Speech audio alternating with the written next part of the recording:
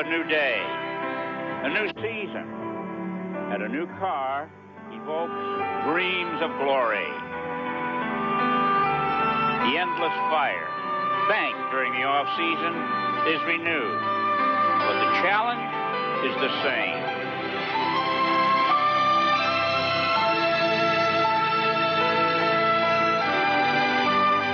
And the familiar tools provide some comfort during that endless quest for victory.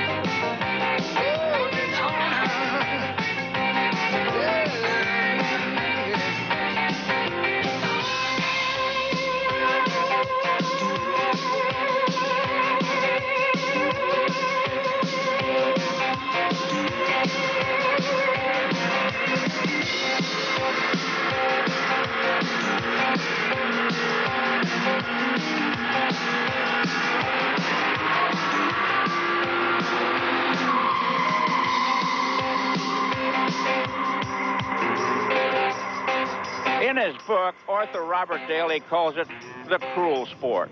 I call it America's most exciting sport, where its winners are legendary, and today's stars are charismatic heroes. This month, all roads lead to Florida, for it's the annual pilgrimage to this cathedral of speed.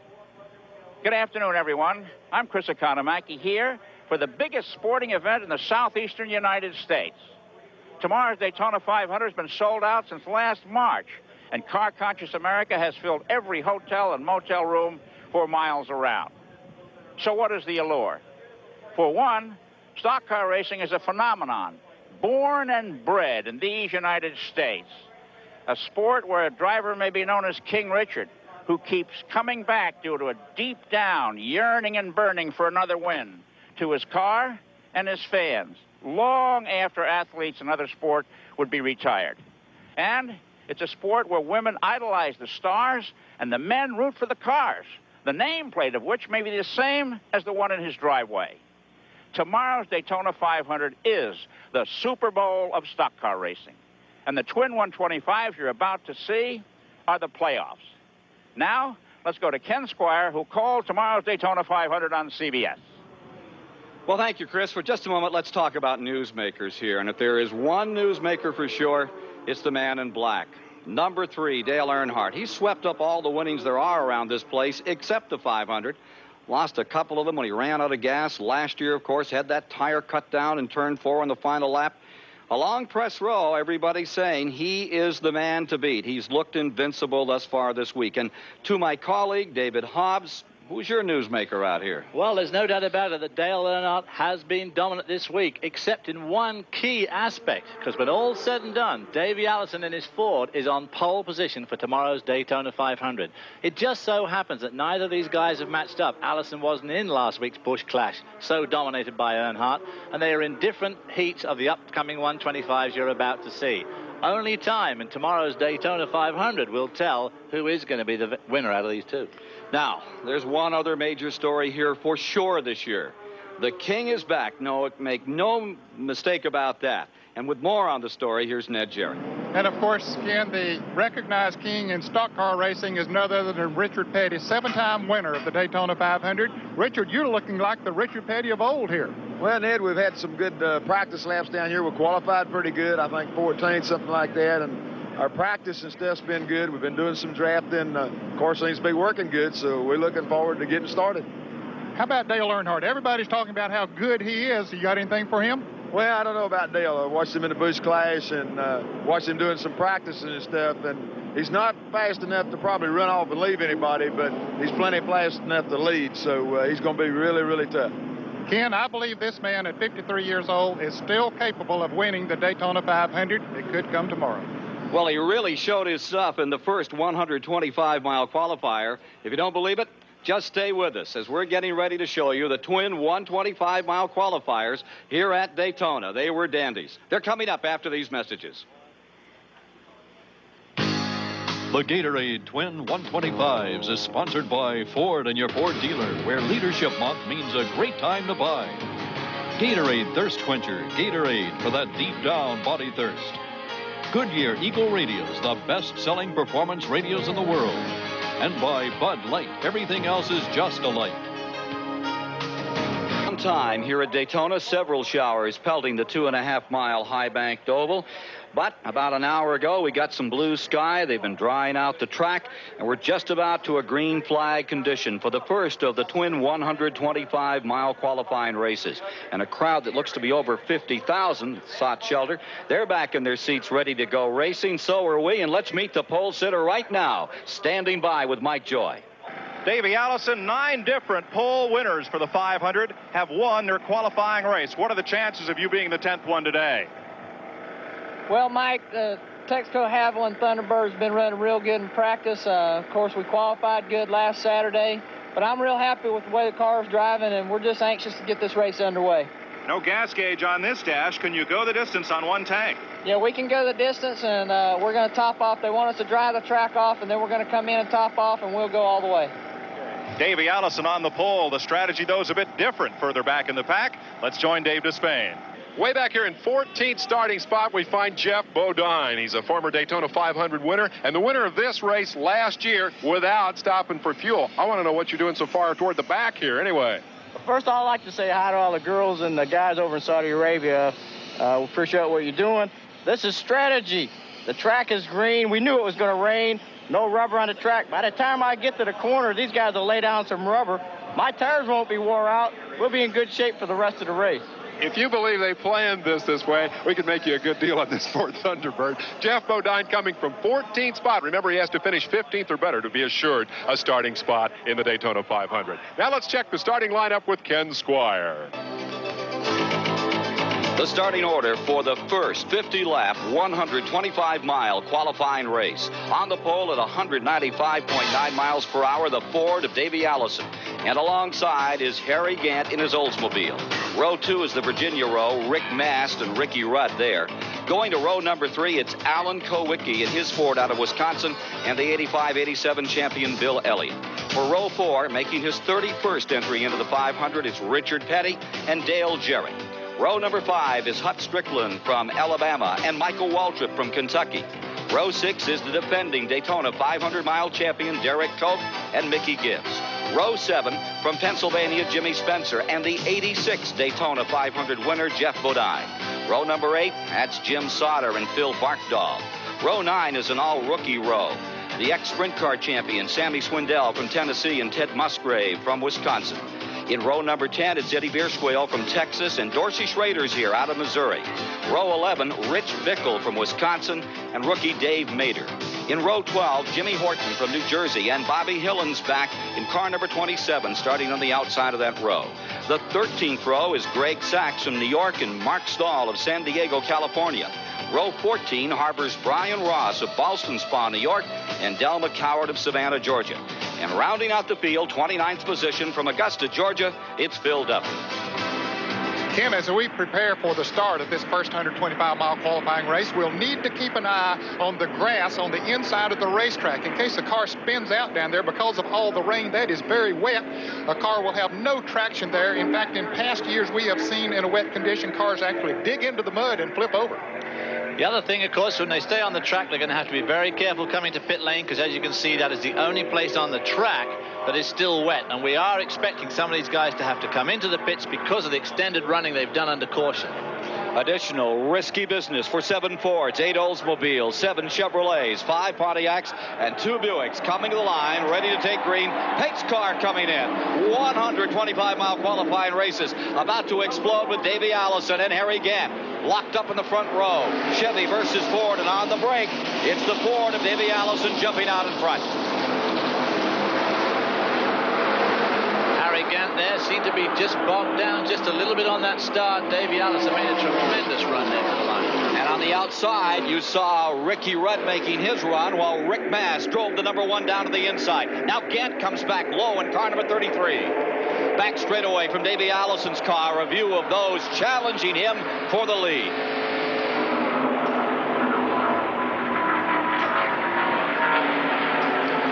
Richard Petty making the move in car number 43, going by again. Up to fourth. And from his in-car camera, here he is closing on Rudd. Richard making a run early in the going.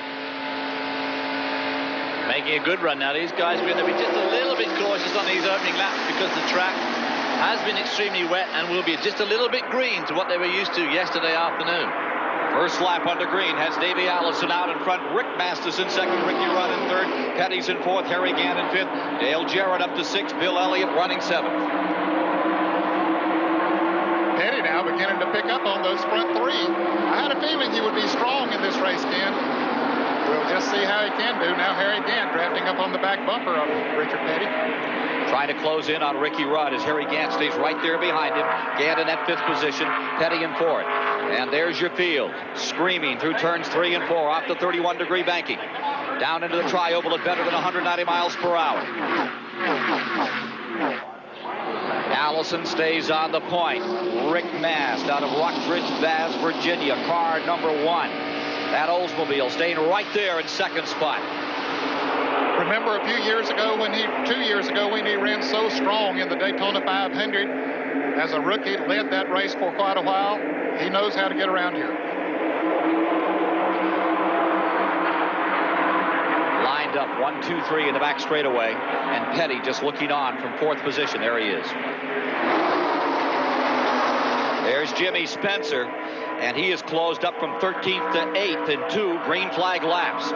Spencer being challenged on the outside by number 24, Mickey Gibbs. Wild racing up there in turn number 4, Ned. Scary stuff. Mickey Gibbs making a bold move on the outside of Jimmy Spencer, a brand new team Mickey Gibbs driving for this year, headed up by Barry Dobson, a veteran crew chief.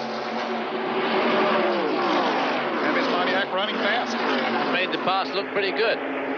Meanwhile, stacked right back in the middle of the pack is still Jeff Bodine, who is going to want to improve his starting position to make sure that he gets in the 500, one of Junior Johnson's cars. That would be an upset if he didn't make it.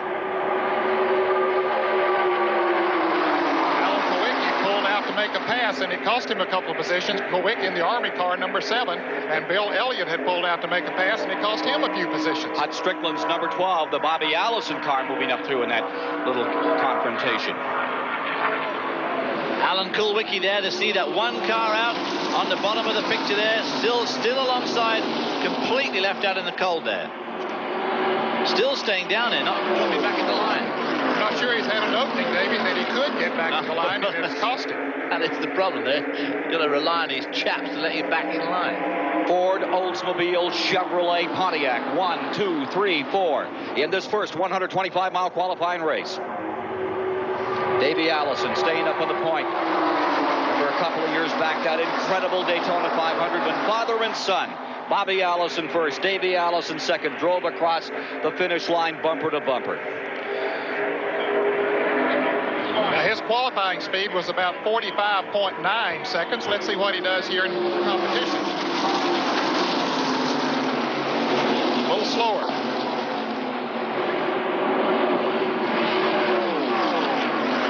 Pretty good train back there, though.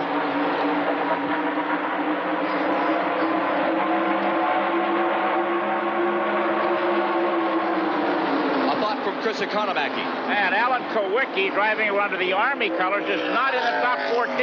In fact, he's in the second echelon, where that group seems to be falling behind the leading runners. You saw Mark Stalls, number 82, pull on the pit road under green. Now, another way they can get in the Daytona 500 is by their qualifying speed. Now, I think Alan Kowicki's qualifying speed was good enough that it would put him in the field in case he didn't finish in the top 14. Man on the charge, Mickey Gibbs, the number 24, is pulled into 6th position. You saw Dale Jarrett slipping back to 7th. Spencer is in 8th, and Bill Elliott now lies 9th. Dale Jarrett and Jimmy Spencer. Dale Jarrett there and Jimmy Spencer across the start-finish line here. Dale just slipping back into the line there. Ned, how do you feel about that? Well, I was glad to see him get back in line. Otherwise, he'd be back there with Alan Kowicki. Certainly would. Michael Waltrip left out in the cold now on the back straight as they go into turn 3. Here you see Jimmy Spencer's number 98 fading up on the outside of Dale Jarrett in the 21 car in a battle for 7th position. Leader continues to be Davey Allison first, and right there Rick Mast very smooth driver. And there's the battle for 15th. Last year's Daytona 500-mile champion, Derek Cope. Spanaway Washington closes in on Jimmy Sauter. Right in front of them, Hut Strickland. Cope now into 14th, finds himself a qualifying spot. Greg Sachs just outside.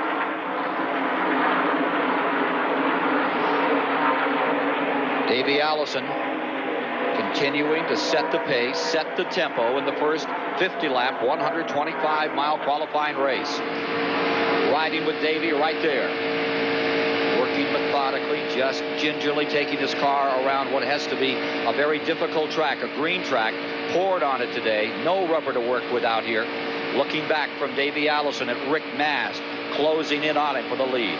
You can see Davey Allison keep on looking in his mirror there, just giving it a little bit of an eyeful just to make sure what's happening. And they're coming up now on a lapped car, so that might open things up a little bit. Mike Joy.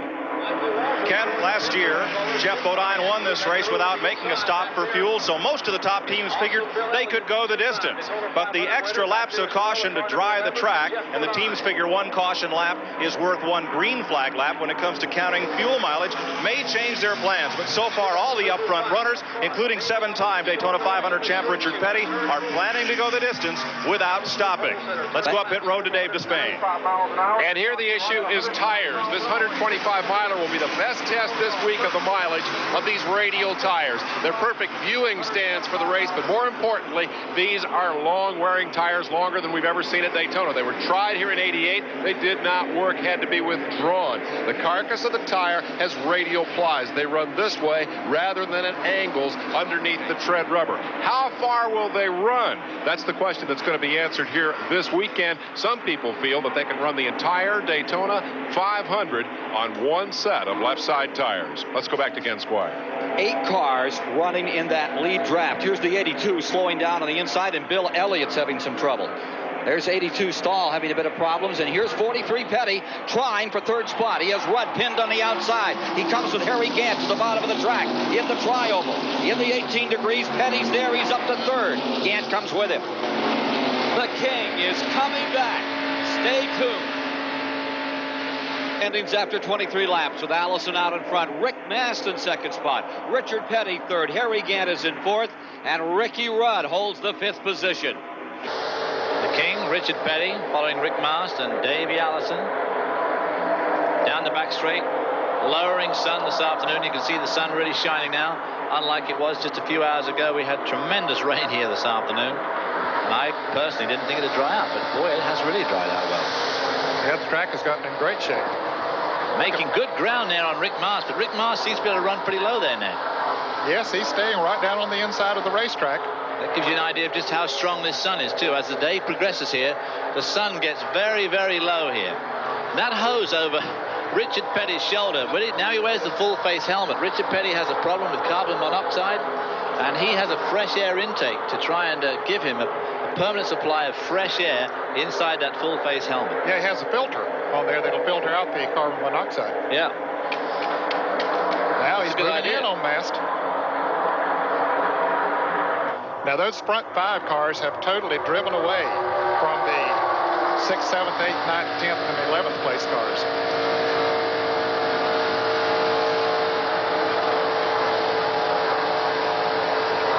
Here's number 24. That's Mickey Gibbs. He had been running in 7th. He pits for 13 seconds and comes back out again. Well, that could be a costly pit stop for him, Ken, at least as far as finishing in the top 14. Now, he's getting out in front of the leaders, but will he get his speed up before they come by? He still is in the lead lap.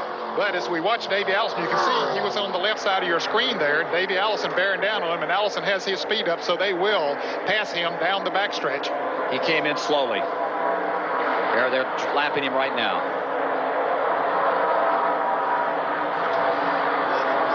As those front 5 streak down the back straight, Hut Strickland has somehow broken away from his pursuing group and is running a very lonely 6th position at the moment.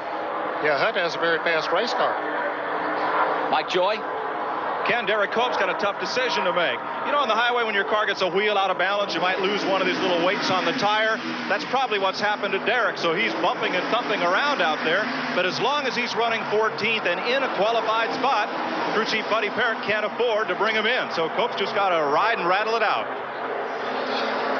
Vibrations in racing cars are one of those things that I personally never, ever liked at all, because you never, you think it's a wheel weight off, but I mean, it could be something else. It could be something serious. Yeah, you really don't know what it is. A thought from Chris Economac. Well, high on my perch here, overlooking the pits, I can tell you it's pretty windy out here today. The flags are standing straight out, and the wind is pushing them right down the backstretch. It's directly on the rear bumper. And looking at the in-car shot of Petty, I see he's jiggling that wheel back and forth. Perhaps Ned can tell us if the wind is making him do that. Yes, the wind will certainly make you do that, because it'll move the race car around on the track.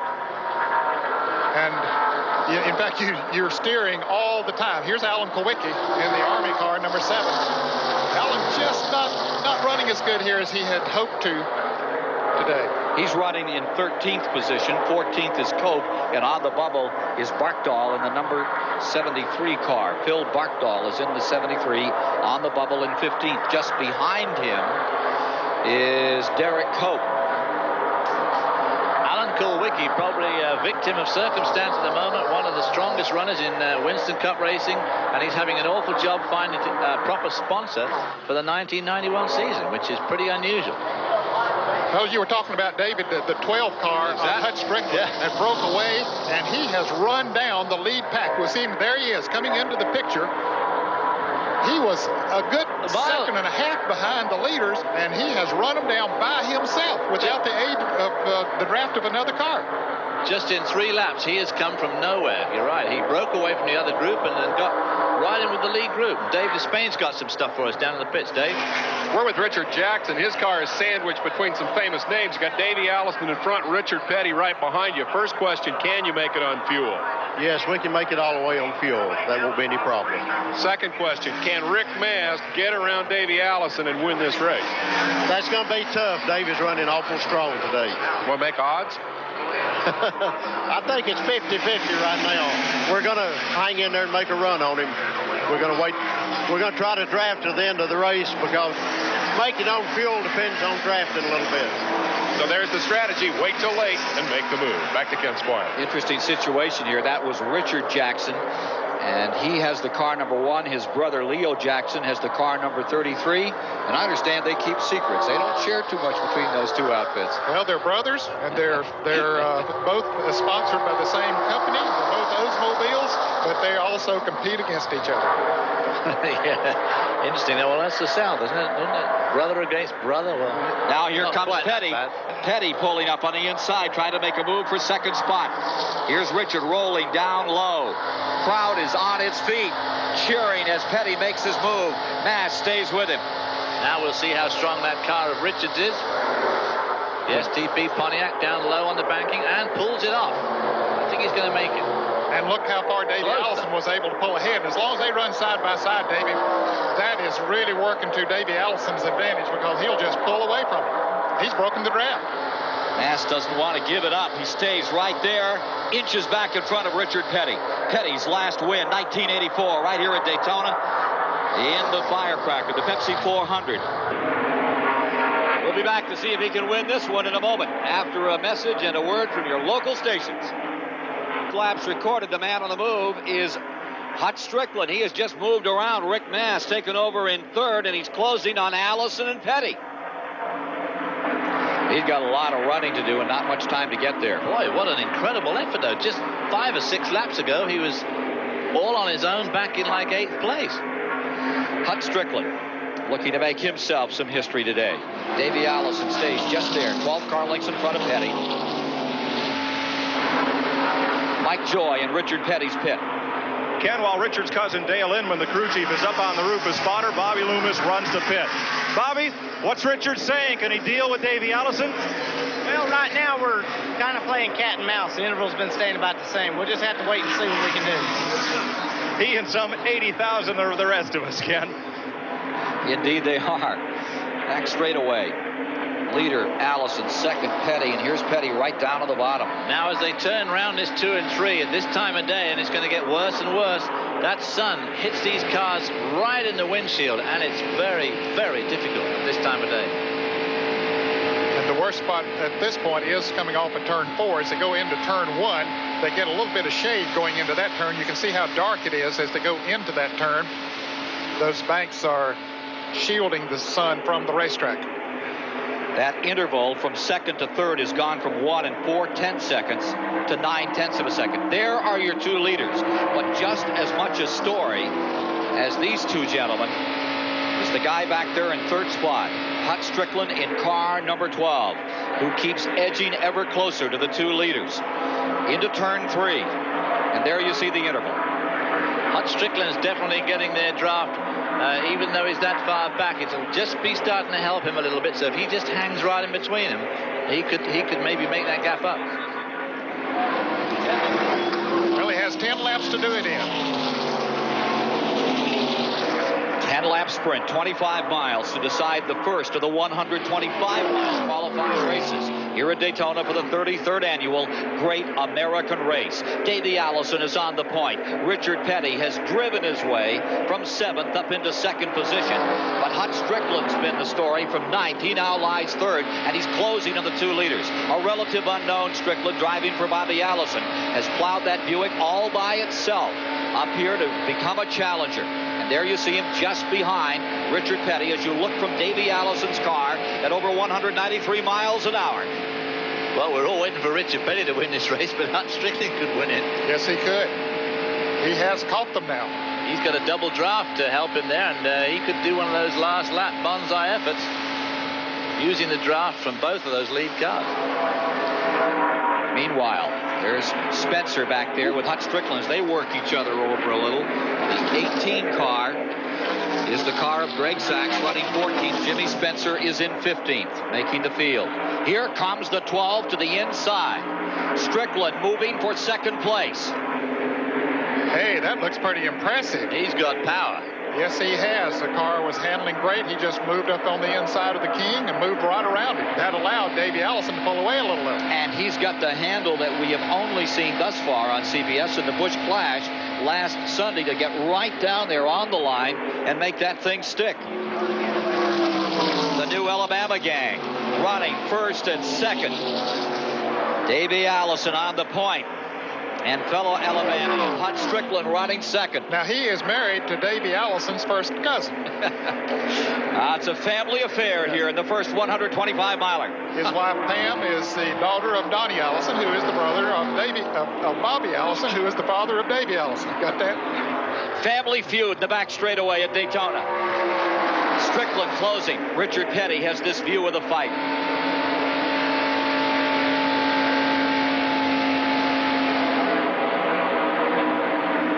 That car of Hut Strickland's looks unbelievably strong. Tries to go down the inside of Davey Allison. Second thoughts about it?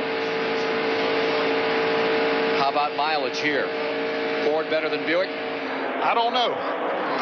Really, Hut has had to really drive hard and keep that car wide open all the way to come from where he was to get up here. So certainly he has burned as much fuel as Davey Allison. I think it'll depend a great deal on the jetting and the carburetor, which one is able to run fast with leaner jets in the carburetor. So who knows? What did we have? 5 laps before they put them under green? Yeah, so they used up some gas there, not nearly as much under caution laps, but I think it'll be close. But they both spent a lot of time on their own in the race. Davey, of course, has led all the time, so he hasn't had anybody to help him much. And Strickland has pulled himself up through the field. About 137 miles for these leaders on a tank of gas. That's going to get close as we get down to checker time. And somebody's going to check out on this one, and it could be very dramatic. Davey Allison stays up in front. I would say that they're on pins and needles, and those guys in the pits, I'm sure they're standing there with their fingers crossed, saying a prayer. Please make it to the end. I wonder what they're telling Richard Petty right now. Dale Inman and company, I'm sure, are communicating with him about the situation on fuel. And I think Ned Jarrett really called it that Strickland has had to really run hard all day, as has Allison from the point. Here's Dave Despain. It's a reprise of mixed emotions for Judy Allison. A few years ago, her husband and her son ran 1-2 in the Daytona 500. Now she finds herself in Hut Strickland's pit, but her son's leading the race. Mixed emotions? Yes, definitely mixed emotions, you know. I mean, it's our son out there, and then it's our own car driver, Hut Strickland. And, you know, if Hut can do it, more power to him. But then again, if Davey's got it, well, I guess I'm for him too. Let me ask you again how you chose this pit to be in today. Well, mostly because this pit is our deal, which pays the bills. And the bills is what it's about in stock car racing. Judy's pulling them for them both, but she's in Hut's pit today. Davey Allison told me earlier, he said, nothing would make me happier than to win and have my dad's car right behind me. A little switch when we saw that Daytona 500. Bobby Allison's last Daytona 500 win. Hey, fellas, look at that. Well, he was. We'll see Harry Gant and Rick Mast here now battling for the fourth position, but Richard Petty is beginning to close back up on those two front cars. The 1 and 33 have been swapping position back here while the leaders get ever closer. Mast is back to fourth. Gant is in fifth. That keeps going back and forth. Now we're back with the front three. Here's Petty moving in. Save the tires a little, now ready to make the charge. Gosh, this is getting pretty much down to the wire for these guys. Look at that race for the lead there. Hut Strickland working this out. There's a lot to winning races is winning races, and you just don't get that many chances. And until you've done it a few times, sometimes just not quite sure what to do when you get out the front. 3 laps to go this time by. With 3 to go, Petty has moved right back up to challenge the two leaders. Davey Allison driving the lead car. Bobby Allison's car with Hut Strickland aboard in second. Richard Petty in third, and now there's a little interval out there. Yeah, again. they've spread out a little bit. Did Davey Allison say, hey, it's just time to go now? Mike Joy? Let's find out, Ned. Richard Petty of the three is in the best shape on gas because he's been able to draft off people. But Robert Yates, how about it? Davey running all by himself so many laps. Is he going to be close on gas? Well, you know, it uses smacks with power there, but we worked on this fuel thing. We got this Thunderbird, you know, really good on fuel. We think we can make it. We're going the distance, or trying to. They have rolled the dice. And Strickland is rolling right up Michael to make another challenge. Petty coming with him. Front three to decide the 125. Down to 2 laps to go. Strickland still running low. Davey Allison running just a little bit higher in the corner, Ned. Is that just to unbind the car a little bit, you think? It could be, and maybe the car is just not handling perfect that it'll keep it down on the inside, but certainly it has been handling good enough to stay out front all the way. And there's trouble over in turns 1 and 2. Strickland's waving, man. 3 and 4, rather. Car number 20 Schrader. and Dorsey Schrader. Sammy Swindell in car number 20. World of Outlaw Sprint Car Champion, front end gone. This one's going to come to the line right now, battling. Here comes Petty down to the inside, lap car in front of him. No place to go. Davey Allison's coming for the win. Richard Petty drops on the inside. A charge to the line. Too close to call. Yes, sir. The NASCAR cameras will have to decide that one. Left car in the middle as Petty looked like the Petty of old, challenging Strickland, using the lap car. Strickland trying to use the lap car to throw the block. It didn't work on the King. Last lap here being turned under caution. Allison the winner, and it's Petty by an inch for second place. In third, Hut Strickland back to meet the winner in a moment. Dramatic development in turn 3 as number 20 Swindell collects Dorsey Schrader to bring around this remarkable finish in the first 125-mile qualifier. They race back to the line. Davey Allison in the lead. Hut Strickland running second, but look at Richard Petty. His experience paying off as he goes on the inside of Ted Musgrave. Hut Strickland on the outside. Petty barely beats him to the line. So it's Davey Allison victorious. 53-year-old Richard Petty strutting his stuff in this first 125-mile rain-delayed qualifier. Hut Strickland in second. Cars are lined up for that second 125-miler. Rick Mast, fourth. There you see further back, 6th through 10th, Harry Gant, Michael Waltrip, Bill Elliott, Dale Jarrett, Jeff Bodine, and the final qualifiers, Jim Sauter, Jimmy Spencer, Greg Sachs, Alan Kowicki, and Phil Barkdahl. Now let's meet the winner, Davey Allison, standing by with Mike Joy. Davey Allison For the 13th time in 500 history, the pole winner wins this qualifying race. You're the 10th man to do it. Your dad did it in '81, and here you are. It looked easy. Tell me it wasn't. Well, it wasn't easy. You know, I got a good start right at the start of the race and got out in front of Harry and Rick and all those guys, and we just stayed single file. The only one that really showed any muscle out there was Hut Strickland.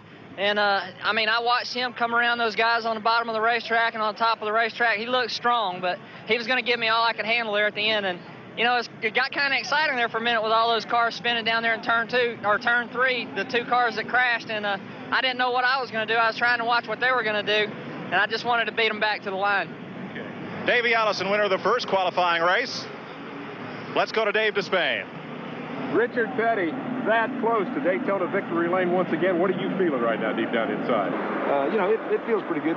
I guess we should have run third in the race, but we wound up running second because they had that accident, and I was able, without accelerating, back to the green flag. So, you know, all in all, it was a good day. The car ran good. The car worked pretty good. You know, crew done good. I mean, all the boys done their job. So, you know, come Sunday, if we can run that good all day Sunday, then we'll be in the hunt pretty good. Fans loved it. Congratulations. Let's go back to Ken Squire with the grid for race number 2. The starting lineup for the second 125-mile qualifying race. On the pole in a Chevrolet at 195.6 miles per hour from California, Ernie Irvan. And alongside, driving for Junior Johnson this year, it's Sterling Marlin in his Ford. Row 2 is the 4-time Winston Cup champion, Dale Earnhardt, and his nemesis from a year ago for that title, Mark Martin. In row number 3, it's the 1989 Daytona 500 winner, Darrell Waltrip, and from Upland, California, Joe Ruttman. Row 4, twice a runner-up in the 500, Terry Labonte, and the 89 Winston Cup champion, Rusty Wallace. In row number 5, it's Dick Trickle and Kyle Petty.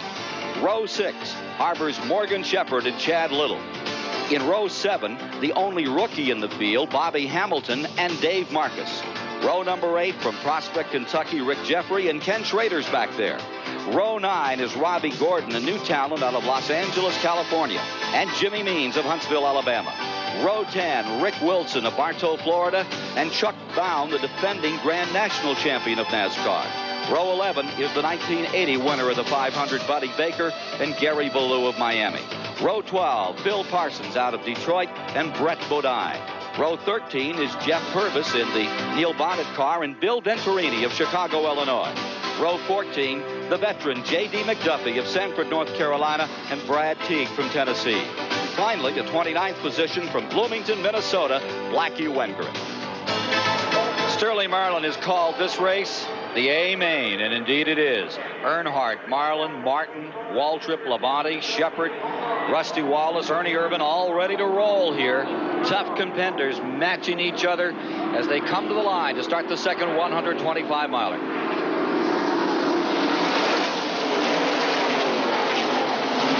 On the break, Ernie Irvan on the point, down to the inside. Staying right with him, Sterling Marlin, that new number 22 car. Well, in the Busch Clash last week, Dale Earnhardt went from 14th to 1st in a couple of laps. So from 3rd to 1st should be catch meet this afternoon. But as you've already said, this is a strong field. Earnhardt to the back straightaway. Nevertheless, stacks them 3 wide and brings Waltrip right with him up into second. Replay of the Busch Clash. We'll be back with more from Daytona following these messages. Now to Bob Schieffer in New York with a CBS News Gulf War update. Top 5 coming by: Earnhardt, Irvan, Petty, Wallace, Ruttman. Joe Ruttman with his new ride, of which he's ecstatic, looking very strong out here now. That's the Bob Brahaley Butch Mock organization. Had a tough year, that team in with Rick Wilson behind the wheel last year. So sort of regrouped during the winter and hired Ruttman back. He had driven for that team once before, several years ago. And Ruttman's certainly anxious to go and trying to prove that their decision in putting him in the car was the right one. There's Rick Wilson out of the bubble in the Stavola brothers car. In 15th spot. And about to feel some heat from Chuck Bound in car number 72 trying to make the field. The defending Grand National champion of NASCAR. That series that's worth some $4.5 million and has really grown over the last several years, Ned. Yes, it has, and Chuck Bound has helped that series to grow, and certainly proving here today. There's Terry Labonte in the blue car, number 94, and Chuck is proving that he can run with the best of them in the Winston Cup Series. And the Billy Hagan car seems to be having a problem, that 94. I'm sure that's not where they want that machine right now. Well, during the winter testing here at Daytona, Terry Labonte had the fastest recorded speed. Well, he did a pretty good speed in qualifying on Saturday. Do you think that that'll probably get him last Saturday? That'll probably get him in the race. Yeah, he ran over 193 miles an hour. I think anyone over the 193 bracket will certainly get in the Daytona 500 should they not get in the top 15. A guy who I must say I'm a little bit surprised we haven't seen much of him this afternoon, and probably not likely to, is number 66, Dick Trickle. I thought he'd go better. Yeah, last year in this 125-mile qualifying race, he charged to the front in the race, but now he's not doing anything, and his qualifying speed certainly won't get him in the race. Could be a provisional starter for the Cale Yarborough team. Trickle out of Wisconsin Rapids, Wisconsin, as Dale Earnhardt at number 3 stays in front. And the question always is he showing you all the cards he has? He's out in front. He's never won the 500, and he's really focused on that. There you see Trickle at 66. I'm told that his qualifying speed, 192 and change, just might get him in. I think he'll be on the bubble. There's Dave Marcus. Dave Marcus in car number 71 trying to make a pass on him. 18th position back there. Here's Chris Economaki. Well, Dick Trickle is right behind Robbie Gordon, the famous off-road youngster who has switched to oval track racing for the factory Ford team. He's not in the race yet, but he is ahead of veteran Dick Trickle and old-timer Dave Marcus. He's coming right along, this kid Gordon. You're going to hear a lot about him in time to come.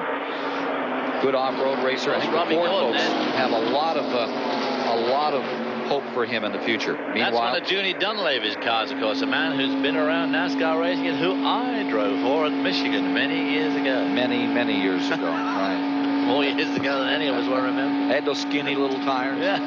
No power steering. I was a skinny little guy. Chevrolet in first. Chevy in second. Pontiac third and fourth. Oldsmobile in fifth in that front five. And there you see them. With Earnhardt, Irvin, Petty, Wallace, and Ruttman continuing to be the quintet up in front.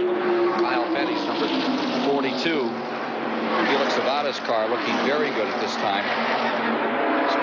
You're wondering if Earnhardt is showing his hand totally right now. I'm not sure that Ernie Irvin in car number 4 and Kyle Petty in 42 are showing their hand either. I think they're content to sit there and draft for a while, conserve that fuel, and then the last 10 laps try to show what they have. Darrell Waltrip, after that rush of blood to the head when he went around side those guys on turn 3 and 4, is definitely losing ground on that leading bunch now. And in fact, he's being pulled in by Sterling Marlin in the 22 car. Waltrip back in 6th place now. A little separation here. Waltrip is slowing down in 6th position. Coming off the pace a bit. Car number 17. Well, I don't think that he has backed off the gas to slow down. I don't think the car is handling exactly the way that he wants to. We'll watch him as he goes into the turn. Well, we're going to. There he is. He's able to keep the car low on the racetrack, which is more of a sign, David, of the car maybe being a little loose, if anything, because if it was pushing, it'd want to ride up the banks in the turn. Yeah. Hard to tell, too, how his straight line speed, because with the restrictor plates on here at Daytona and Talladega, it's a fine line to get that engine just working right. But he is falling back into the clutches, no question of that, of Sterling Marlin in 7th position. There's the 72, that's Bound, and we're told right now that Chuck Bound is on the bubble. He's been here before to try to qualify for the 500. Here's Dave Despain. The man Got trouble in turn number 4. Car slamming into the wall. Brett Bodine. It looks like Brett Bodine. Brett Bodine's car out of control up in turn number 4. Boy, he hit that inside wall very hard, Ken. That's the Kenny Bernstein entry. And you can see the wet grass that he slid back across. But he had already made the impact on the inside. Now they'll race back to the start-finish line. We see Earnhardt going into turn 3. Of course, the spotters and the NASCAR officials have told them where the trouble is, and there is running room on the outside of them, of Brett Bodine's car. But now they're slowing down. they will not race back to the flag. They're just going to slow down here. Somebody's trying to race to the flag. Yeah, that's a car trying to get a lap back, isn't it? Indeed it is. Phil Parsons getting a lap back as they come to the line. Brett Bodine's Buick lies destroyed just at the top of the tri-oval. Here's how it happened. The yellow car, Bobby Hamilton, just barely touches Brett Bodine, sends him out of control into the outside retaining wall, and then he hits hard on the inside retaining wall and then slams back out towards the racetrack. There we see him coming off the wall. It looked at one stage as if he might stay stuck to that wall. The rear of the car touched, then the front, but it was not to be. Bounced off, then slides across this asphalt, losing speed, but still, as you say, hit that wall very, very hard. Luckily for him, that wall's about 100 feet further back from the track than it used to be. Scrubbed off some speed on the outside wall. He had moved from 24th up to 11th position. Let's look again at regular speed at what happened to Brett Bodine in the Kenny Bernstein number 26.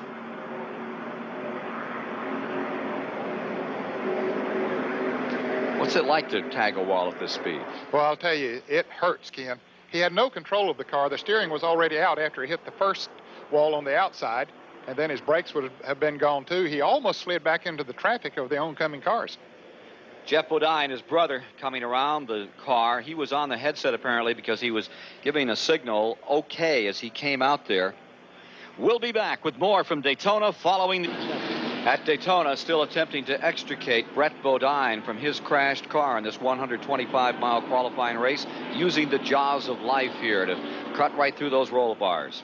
Look again at what happened.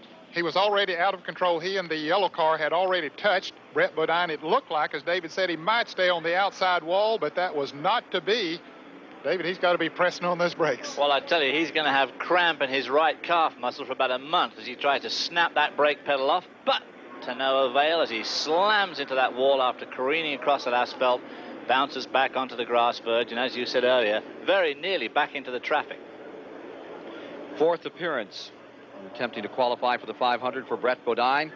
And here he comes out. They have a neck brace already on, and he's going to walk away from this one. Albeit a little wobbly, he's up and headed for the field hospital for a checkout. There's his brother, Jeff Bodine, with Brett Bodine, getting away from what looked to be a nasty one here. Seems to be all right. A precautionary measure with the neck brace. I'll bet we'll see him in the Daytona 500. Waving to the crowd as he climbs into the ambulance, Brett Bodine. The top 15, if they were to stop the race right now, be qualifiers for the 500. There you see Wallace back in 5th. And Baker is in 10th. And 15th, the man on the bubble, Gary Ballou. Ready to take green. As they come to the line, they will have completed 30, 20 to go, 50 miles to decide the second 125-mile qualifier after the serious yellow flag thrown out for a crash by Brett Bodine. Field is away under green. And there's a question on whether or not Earnhardt can make it to the finish. Well, we heard a rumor that he might be concerned about his fuel mileage, but those caution laps could have helped him some because he wasn't using nearly as much fuel during that time, so we'll just have to see. Of course, it's not time yet for him to run out. It would be near the end of the race if he did. And we see Ernie Irvin as they go down the backstretch. The sun getting very, very low and weak now. Night is definitely moving in here on Daytona as Mark Martin, number 6, goes down the inside of Kenny Schrader. Gives you an idea of how close these guys race together. Sterling Marlin on the outside, the number 22 car. Joe Ruttman down on the bottom. Sun. Look how much that car moving around. They get together. A lot of smoke there. Sterling Marlin hit the outside wall and Joe Ruttman. That battle is for 6. Ruttman and Marlin squabbling. Just in front of them, you see Waltrip in 5th, Wallace is 4th, Kyle Petty 3rd, Ernie Irvin in 2nd, and up front Earnhardt. Ruttman and Marlin side by side there, holding all these guys that we're back with Mark Martin there, holding all those guys back. Meanwhile, the front group are streaking away from them. Schrader looks like he's electing to go with Marlin on the outside. Here comes Martin up through in the number 6 car. There's Buddy Baker down on the inside in car number 8. 88. lifting off there. Martin's car, you can just hear him lifting a little bit. Is that push that you were talking about earlier on? Yeah, I think so. He had to lift just a little bit coming off of that turn to get it to turn. Buddy Baker down on the inside in car number 88. Baker going for 9th. Bobby Hamilton, the 68 car there, not knowing which one of those cars to pick up with. Obviously should have gone with Buddy Baker. Yep. Baker made the pass on Mark Martin. We support our troops. Our number 88, the Marine car, Buddy Baker. Buddy Baker made good ground there on Ken Schrader. Ken Schrader so strong last year in the 125 mile and qualifying. A disappointing 500, but he wants to get initiated. And there's trouble on pit road. Dave Marcus has come into the pits and crashed into the, looks like maybe to the inside retaining wall. You could hear a tire explode on car number 71. He has the Coast Guard car. One of the left side tires blew as he came into the pits. No caution on the track. This is on pit road. 1976 winner of a 125-mile qualifier. Dave Marcus will continue to work on that car as if they think they might get it back out again. Meanwhile, here you see the 75 car down at the bottom and wheelied around the outside. Sterling Marlin is getting himself 6th position. Joe Ruttman falling back into the clutches of Mark Martin. And he's getting all, and it looks like he got tagged by the Schrader car there as they came through the corner. Came awfully close. Bobby Hamilton, the rookie, in the Oldsmobile, the bright car number 68 we see there, doing a good job of hanging with those cars. He had dropped back and was in there with Brett Bodine before the caution came out. Now hanging with those leaders. Joe Ruttman putting on a good display too, with a new sponsor and a new team, and Ruttman, a guy that's been up and down a bit in NASCAR racing, obviously trying to make a good effort in today's race, but of course the all-important one is the 500 on Sunday.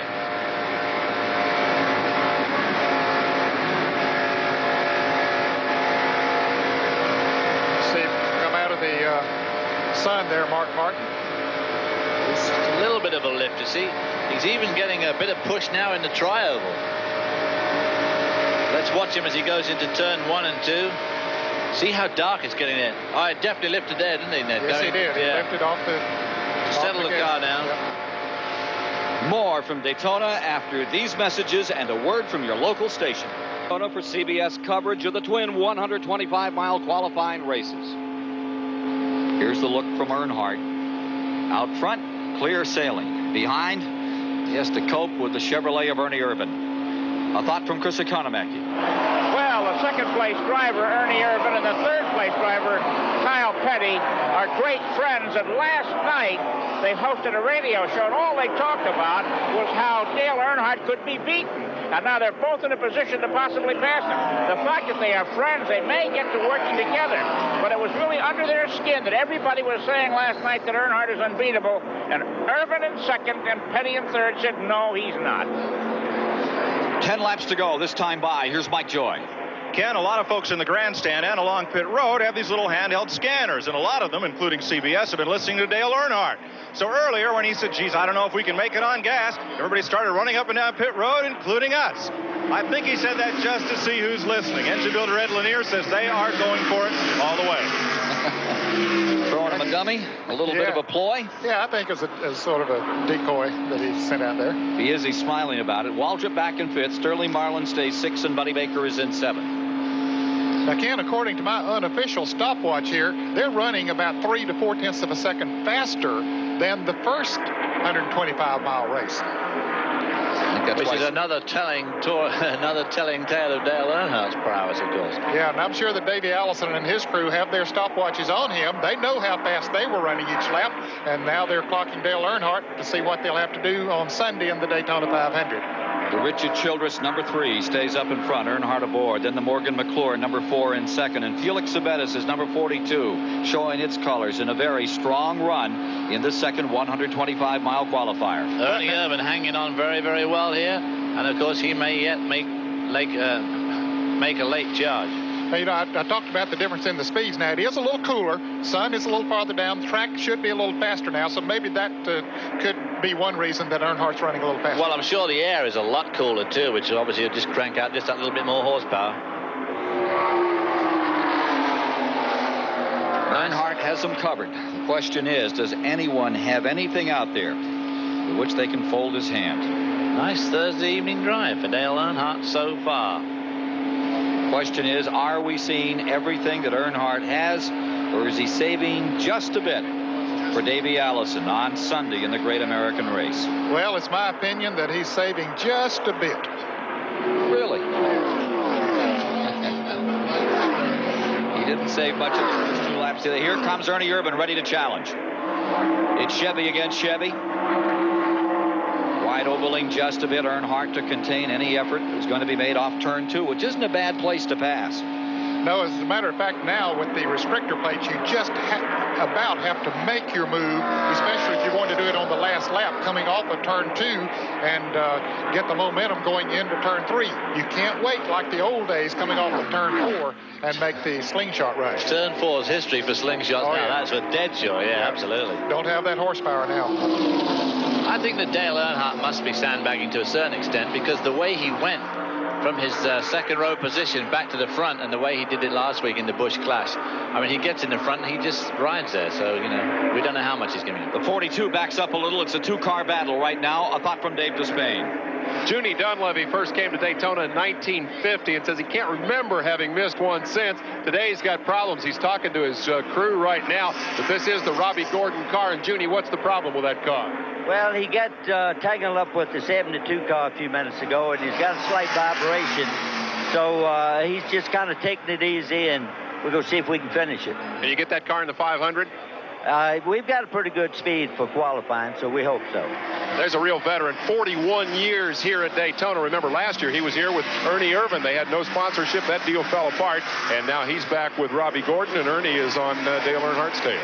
Meanwhile, David, we saw Kyle Petty take a very deep breath, charge back up under Ernie Irvan, and now fall back about 5 car lengths. Yeah, he might have had to back off the gas there just a little bit, Ken. And when you do with these restrictor plate engines, you lose a lot of momentum and a lot of ground. And of course, you have absolutely no way of making it back up. I mean, every inch you've got to chisel to get it back. There's the 6-spot man. That is Sterling Marlin in the 22, and right behind him, Joe Ruttman in the 75 is taken over in 7th, and Buddy Baker drops back 1 position into 8th. Battle for 6. Marlin, Ruttman, Baker. Mike Joy. Ken, Dale Earnhardt's got to be having a good time. You've talked about the lights coming on here at Daytona. He just called in to tell his crew it's the first time he's ever run a night race here. I was just going to say, look at those lights up in the grandstand. Although the sun is still shining on the back straight. 5 laps remaining. 5 to go, and the shadow's getting very long here at Daytona. Yeah, it's getting pretty dark on the front side of the racetrack. On the back side, where the sun can still peek over the grandstands, it's pretty bright back there. Chad Little's number 19 on the bubble, and 72 bound, trying to make it into the field. There's a possibility that they may throw a caution and call this race, but there is only 4 laps to go, so probably they'll just hang in there now. Earnhardt stays up in front. Irvan 2nd, Kyle Petty 3rd, Rusty Wallace 4th. And in the 5th place is Darrell Waltrip. Sterling Marlin is 6th. Joe Ruttman 7th. Buddy Baker 8th. Mark Martin 9th. And Bobby Hamilton, the rookie, up in 10th place. Kenny Schrader, the Rick Hendrick car, is 11th, which is rather further back than I thought we'd see him. And Rick Wilson in the 8 car is 12th. And Robbie Gordon now is out in the top 15. Chad Little being shown on the bubble in 15th position. But Junie Dunleavy reckons they've got enough qualifying speed to put them in the race. Well, we'll just have to see how it all works out. A couple of drivers from the Northwest. There you see Chad Little trying to hold off the car number 72 as they come back to the line. Chuck Bound up in front. Here's the struggle. It is Dale Earnhardt in front, And a driver he has helped a great deal, Ernie Irvan, to get himself a good ride, keep him going. In fact, at one time, Earnhardt even set Ernie Irvan up with a car to bring down here to Daytona and run in the Grand National race. Yeah, he became friends with Ernie when Ernie came from the West Coast and saw that he had a tremendous amount of potential. So he knew how much of a struggle it was himself, Dale Earnhardt did, in trying to get up through the race. So he has helped guys like Ernie Irvan. 2 laps to go. Final 2. And again, notice Kyle Petty closing in another time. The Pontiac of Petty moving into those 2 Chevrolets. It's a battle between 3 cars. Earnhardt attempting to win a 125-mile qualifier for the 4th time. For Ernie Irvan or this man, Kyle Petty, it would be their first trip to victory lane in a 125-miler. Now the question is, can they make it on fuel? They ran a number of laps under caution, which should have let them conserve enough fuel to make it all the way. Down they come out of 4. And these 3 have really put some tremendous daylight between themselves and Rusty Wallace, Darrell Waltrip, and Sterling Marlin. They've dropped off the pace, sadly, towards the end. In fact, about the only daylight here, as it's nearly pitch dark as we go into turn 1 for the last time. Final lap is underway. Let's see if Ernie Irvan has anything more. Earnhardt. Ooh, sparks there coming off Earnhardt's car. Very low at this late stage in the race. Obviously no problem with his tires going off. Kyle Petty moves in, closes up, picks up a draft with number 4 and tries to close on number 3. Yeah, you wonder, is Earnhardt running out of gas? He pulled to the inside to sort of block them, but maybe that was just a move to keep them from trying to draft by on the inside. Out of turn number 4, Kyle Petty looks outside. Here they come from Earnhardt's vantage as they come to the line, switching back and forth. It is Petty, but it's Earnhardt to the line first. Ernie Irvan in second. Kyle Petty in third in the second 125-mile qualifier. And we'll meet the winner, Dale Earnhardt, in victory lane after these messages. Daytona ends gloriously for Dale Earnhardt. Ernie Irvan in second, Kyle Petty third, Rusty Wallace fourth, and Darrell Waltrip in fifth. Taking a look just behind him, it was Sterling Marlin sixth, Joe Ruttman seventh, Buddy Baker eighth, Mark Martin ninth, Bobby Hamilton 10th. And rounding out the top 15, Jeff Purvis, Ken Schrader, Rick Wilson, Dick Trickle, and Chad Little make it into the Daytona 500. Let's go to Dave Despain standing by with the winner in the second 125-mile qualifier. Familiar family portrait, same one we saw Sunday in the Busch Clash. Now, you told us then we hadn't seen your best stuff after you tore them up in the Clash. Have we seen your best stuff now? Well, this is our better car, hopefully. It's good enough to win the 500. That's a long race. Today was just a qualifier, and, we did a good job, the crew and the guys, and, the good Lord give us a safe day, and, we just come on home. I was worried about getting it in as far as the weather, and then, it changed the track a bit. The car was a little tighter than what I thought it'd be, but we was good. It looked easy. Didn't look like Ernie had much for you there at the end. Were you concerned at all? Well, him and Kyle hooked up that last lap and drafted up to me down the backstretch. Ernie bumped me a little going in through there, sort of wiggled me, but we got through there okay. Congratulations to you, Dale Earnhardt. Thank you. I'd like to say hi to all the guys over in the Persian Gulf and wish them, safe trip home. Now let's go to Mike Joy with Ernie Irvan. Ernie Irvan will start the 500 from the front row, but today's race. What do you think? You had the best view in the house. Have we seen all Dale Earnhardt's got? Well, yeah, I think that's all he's got. He's like us. He wasn't handling, we weren't handling, so, it slowed our speeds down about a half a second, so it enabled a lot of other cars to run with us. But I think come the 500, we're both going to get our cars handled a little better, and I think we're both going to be awful tough to beat. So we haven't seen all Ernie Irvan's got. Well, it was all we had for the day, with some chassis adjustment and things like that. I think we got a lot more left in the car.